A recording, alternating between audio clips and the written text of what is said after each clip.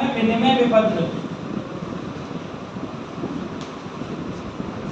English में बोलते हैं इसको बिल्स ऑफ एक्सचेंज। ठीक है, थोड़ा सा पहले इसका एक बेसिक समझते हैं कि बिल ऑफ एक्सचेंज का मतलब क्या होता है। क्लियर है? बिल ऑफ एक्सचेंज का मतलब क्या होता है बेटा? देखो, एक होता है सेलर, सभी लोग देखेंगे, सबके लिए न्यू चैप्टर है ये। एक होता है सेलर, बुक्स बंद कर दो। एक होता है सेलर और एक होता है बायर, है ना। एक होता है वस्तु का क्रेता और एक होता है वस्तु का विक्रेता।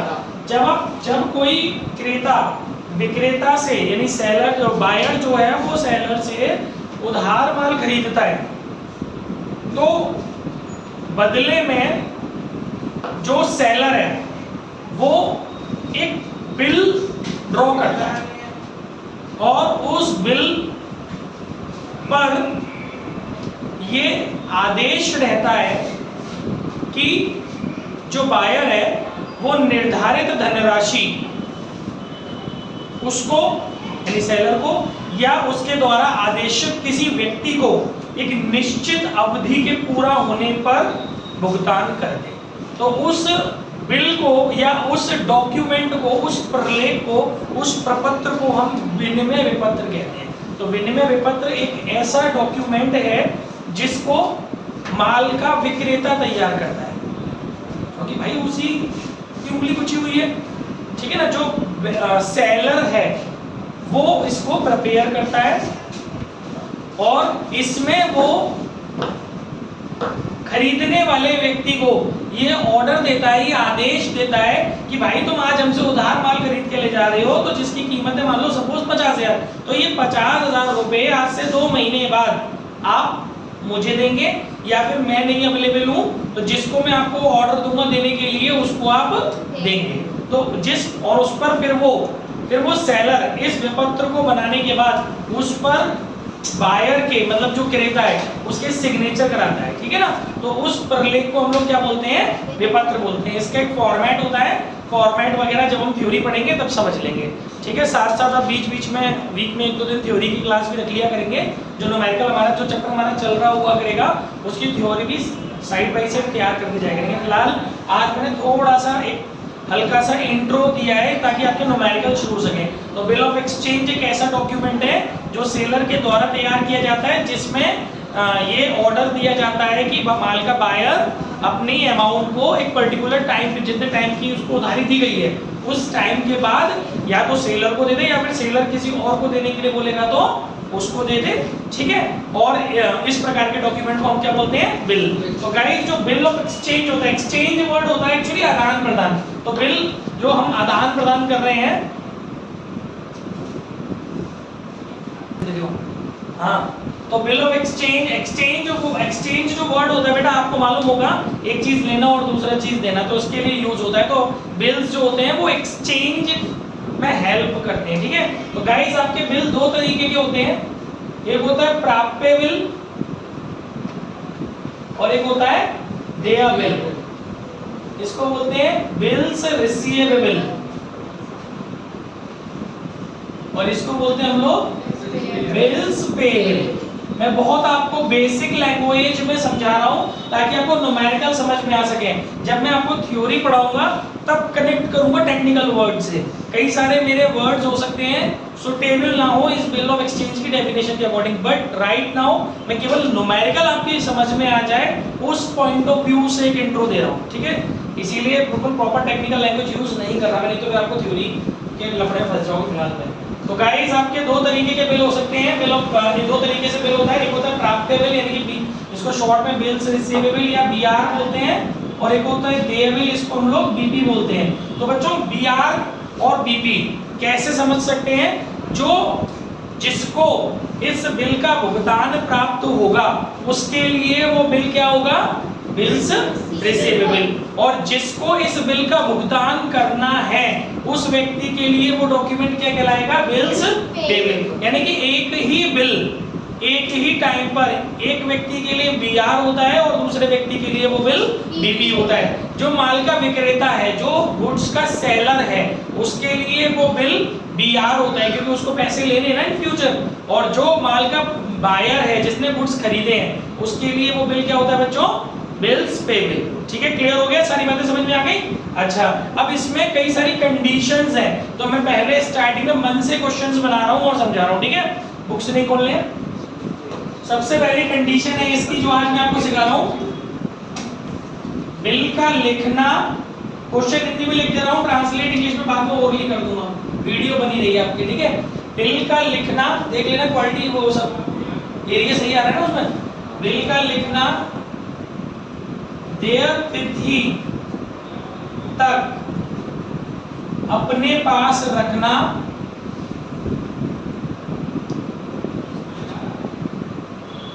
देय तिथि पर भुगतान हो जाना, ये हमारी फर्स्ट कंडीशन है। बिल का लिखना, ड्रॉ द बिल,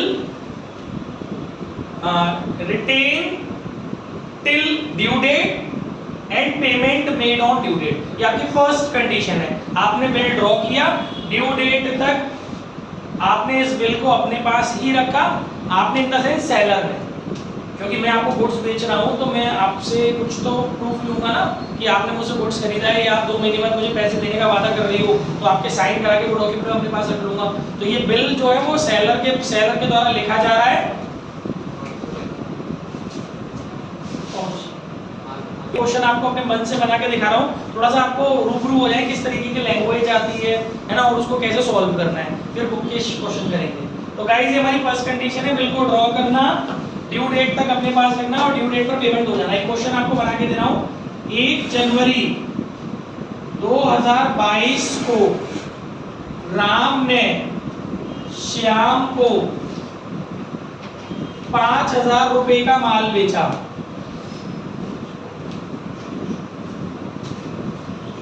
ठीक है, उसी दिन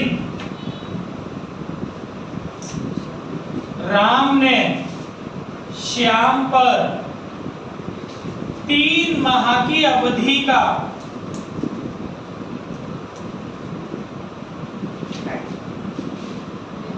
उक्त धनराशि का एक बिल लिखा, जिसे श्याम ने स्वीकार कर लौटा दिया। राम ने देय तिथि तक इस बिल को अपने पास रखा। देय तिथि पर श्याम ने अपने बिल का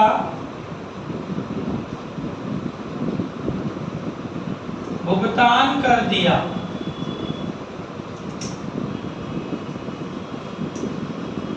दोनों की पुस्तकों में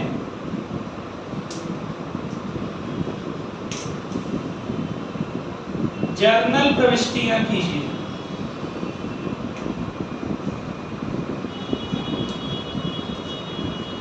ओके गाइस, ये हमारा क्वेश्चन है। मैं इंग्लिश में भी थोड़ा सा वो डिक्टेट कर देता हूं। On 1 January 2022 Ram sold goods to Shyam on the same date. On the same date, Ram draw a bill of exchange on Shyam for the above amount, which is accepted by Shyam. Ram retained the bill till due date. On due date or on maturity date, Shyam paid his amount to Ram. Past journal entries in both books. ठीक है, समझ में आ गया? ये थोड़ा सा English में।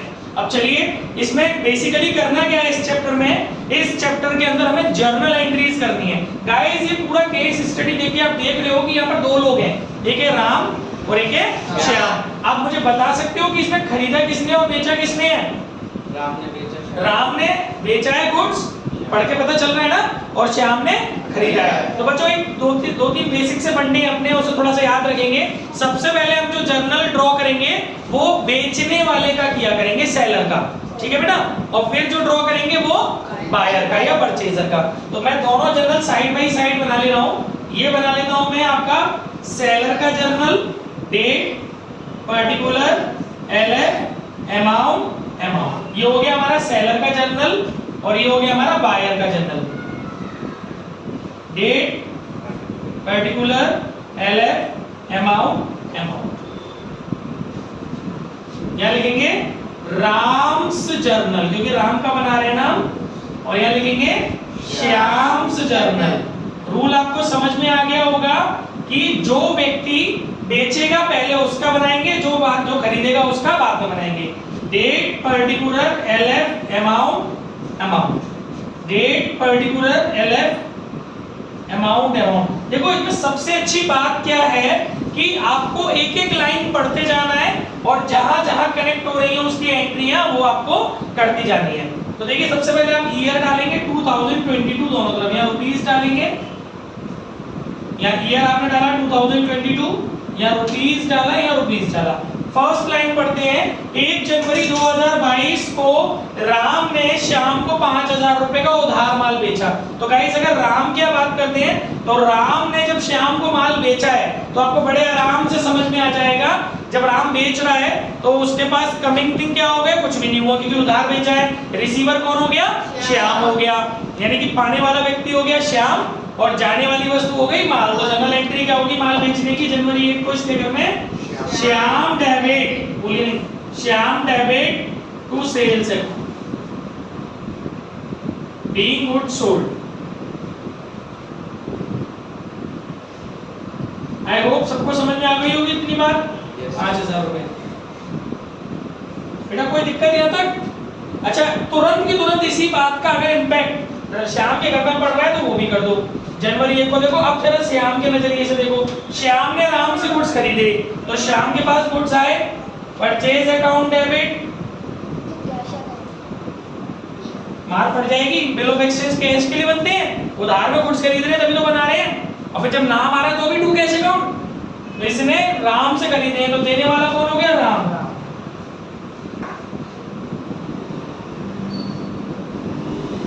General entry भी भूल रही हो तुम? Be goods purchased. ठीक है गाइस, थोड़ा सा कनेक्ट करने की कोशिश कीजिएगा। अब इसने बेच दिया किसको माल? श्याम को।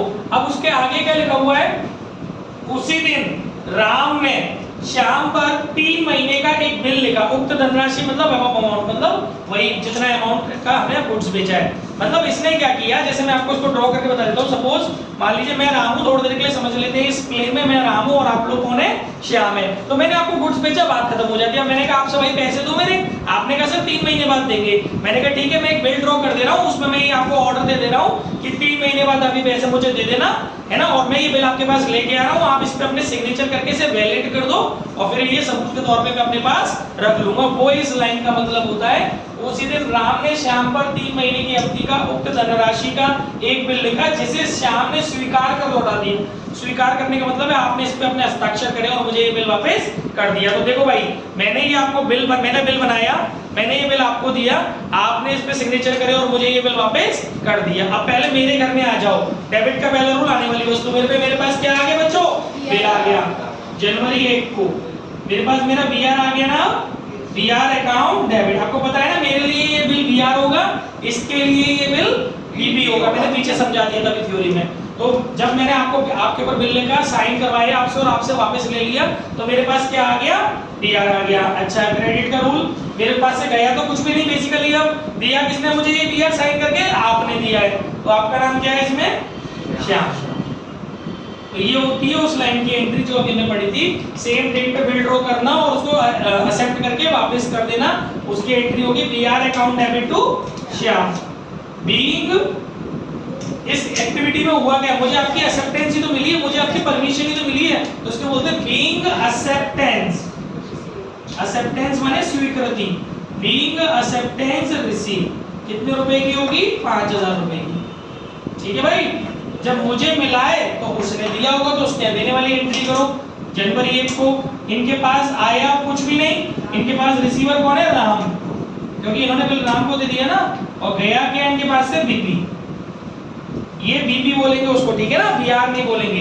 इनके पास बीआर आया, इनके पास से बीपी गया, इनको देने वाले श्याम थे और इनसे लेने वाले राम है। बेसिक रूल लग रहे हैं जर्नल के। बीइंग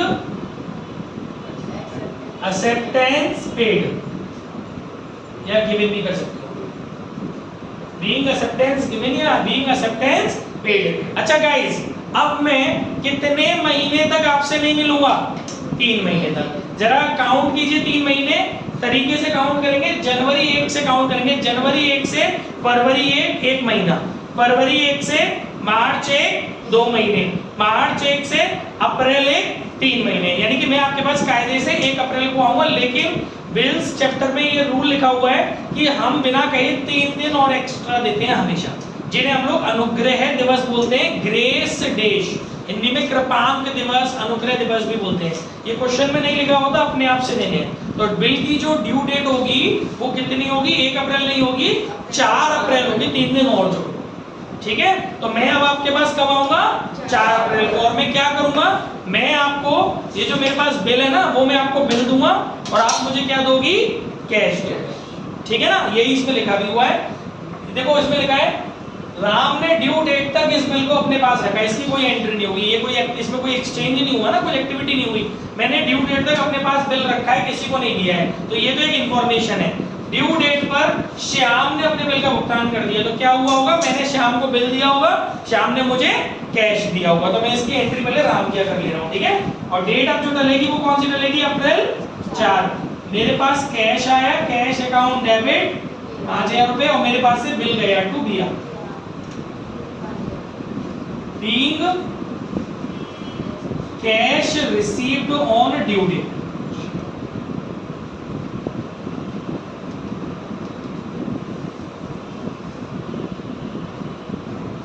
ठीक है बच्चों, अब इस क्या कर लेते हैं, अप्रैल 4 को इसके पास बीपी आया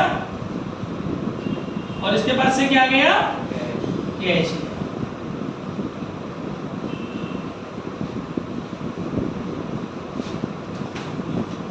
बीइंग पेमेंट में, बोलिए किसी बच्चे के मन में कोई डाउट है? कोई ऐसी बात किसी को नहीं समझ में आई हो पूरे बैच में से? सब क्लियर है? सर 3 महीने तक ब्याज नहीं लगेगी? नहीं, अब वो नहीं लगेगी, इसमें हम और आप क्या करेंगे? व्यापार की शर्तें होती है, व्यापारी ब्याज नहीं लेता है, व्यापारी अपने आप ही प्रॉफिट, अपना मुनाफा बढ़ा के लेता है। 2 तरह की रेट होती है, एक कैश वाली और एक उधारी वाली।